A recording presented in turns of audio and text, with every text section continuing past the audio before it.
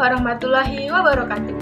Perkenalkan, nama saya Sintania Saweki. Saya dari Program Studi Administrasi Publik, Fakultas Ilmu Sosial dan Ilmu Politik, Universitas Hang Tuah, Surabaya. Di sini saya akan mereview jurnal dengan judul Analisis Kelembagaan Pengolahan Sumber Daya Ikan di Pesisir Tanjung Ular, Kabupaten Bangka Barat dengan penulis Endang Bidayani pada tahun 2010. Menurut saya, urgensi mereview jurnal ini penting untuk mengetahui bagaimana resolusi konflik dalam pengolahan sumber daya common pool resource. Common pool resource merupakan sumber daya yang bermanfaat bagi sekelompok orang, tetapi memberikan manfaat yang berkurang bagi sekelompok orang yang mementingkan dirinya sendiri.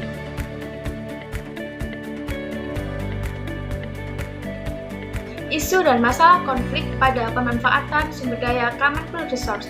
Pada tahun 2001 terjadi konflik di pesisir Tanjung Ular antara penambang timah dan nelayan.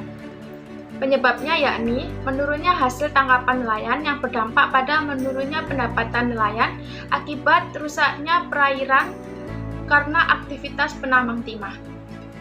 Hasil kajian Bank Indonesia Palembang terhadap perkembangan ekonomi dan perbankan Kepulauan Bangka Belitung, keberadaan TI menimbulkan pro dan kontra. Pihak yang pro menganggap bahwa keberadaan TI adalah berkah dan telah menghidupi kurang lebih 15.000 jiwa dengan total kontribusi PDRB sekitar 30 miliar.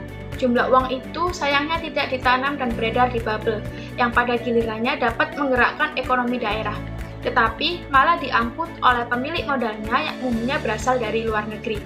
Sementara itu, pihak yang kontra menyadari dan melihat dampak yang ditimbulkan oleh kegiatan TI tersebut merusak lingkungan seperti hutan, sungai, kebun, jalan, dan pantai. Bahkan budaya masyarakat untuk berkebun dan menangkap ikan serta aspek wajib belajar pendidikan dasar juga turut terpengaruh.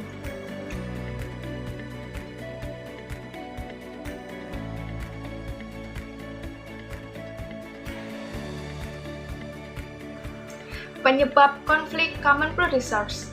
Menurut analisis kelembagaan di pesisir Tanjung Ular, dijelaskan bahwa tidak tercapainya kesejahteraan dan keadilan antara penambang timah dan nelayan.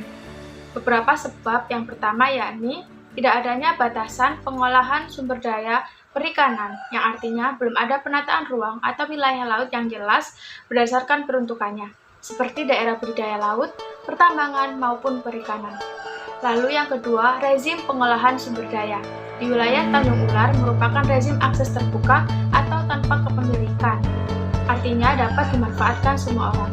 Yang ketiga yakni sumber daya tambang timah dan perikanan bersifat subtractable, artinya pemanfaatan seseorang bersifat mengurangi kesempatan orang lain untuk memanfaatkan sumber daya tersebut. Atribut biofisik di wilayah pesisir Tanjung Ular tersebut juga telah mengakibatkan timbulnya persaingan antara nelayan, antar penambang timah, dan antara nelayan dan penambang timah. Selain masalah yang berkaitan dengan atribut biofisik, tidak tercapainya indikator tata kelola wilayah pesisir Tanjung Ular yang baik, juga dapat dilihat dari atribut sosial ekonomi masyarakat yang sangat tergantung terhadap sumber daya perikanan dan tambang timah.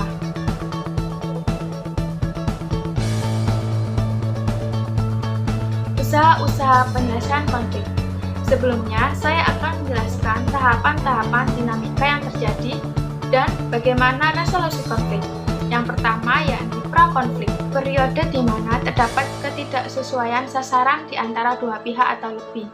Dalam kasus ini, sasaran yang ingin dicapai terjadi antara penambang timah dengan nelayan, di mana penambang timah bertujuan mendapatkan pesisir timah, di sisi lain nelayan bertujuan mendapatkan ikan. Namun, karena aktivitas penambangan yang dilakukan penyebab penurunan kualitas perairan yang berdampak pada penurunan pendapatan nelayan, maka timbullah konflik di antara keduanya.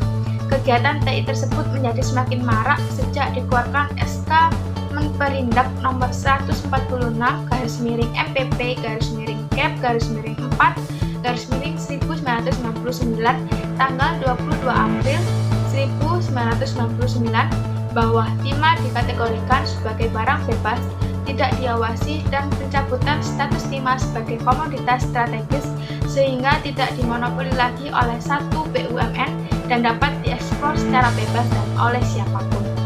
Tahapan yang kedua yakni konfrontasi. Konfrontasi yakni keadaan di mana konflik menjadi semakin terbuka. ditandai dengan adanya ancaman dari pihak nelayan dan warga dusun Tanjung Ular untuk melakukan pengusiran terhadap penambang timah yang beroperasi di wilayah penangkapan ikan. Lalu, tahapan yang ketiga yakni krisis. Krisis yakni periode puncak konflik ketika ketegangan dan atau kekerasan menjadi paling hebat. Kasus pembakaran ponton-ponton TI merupakan puncak kekesalan warga. Tahapan yang keempat, akibat, yakni kedua belah pihak melakukan perundingan. Kesepakatan hasil perundingan yang pernah dilakukan antara warga setempat dengan penambang timah adalah kompensasi. Kompensasi tersebut tidak memiliki dasar hukum, hanya merupakan kesepakatan pihak penambang timah dengan masyarakat setempat tanpa melibatkan aparat pemerintah. Namun, kompensasi tersebut dinilai tidak adil, karena tidak semua nelayan mendapatkan melainkan berdasarkan KK. Selain itu, kompensasi tersebut dinilai tidak seimbang dengan dampak negatif penambangan bagi keberlangsungan hidup nelayan, sehingga resolusi tersebut gagal. Lalu, tahapan yang kelima yakni pasca konflik. Pasca konflik, yakni situasi diselesaikan, ketegangan berkurang, dan hubungan mengarah kepada kondisi normal di antara kedua belah pihak. Penyelesaian konflik yang dilakukan adalah melalui penegakan aturan hukum, penertiban TI oleh aparat keamanan karena TI dianggap melanggar peraturan kebijakan Menteri ESDM tahun 2007.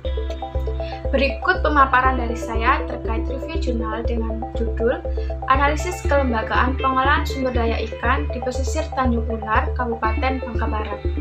Sekian dan terima kasih. Wassalamualaikum warahmatullahi wabarakatuh.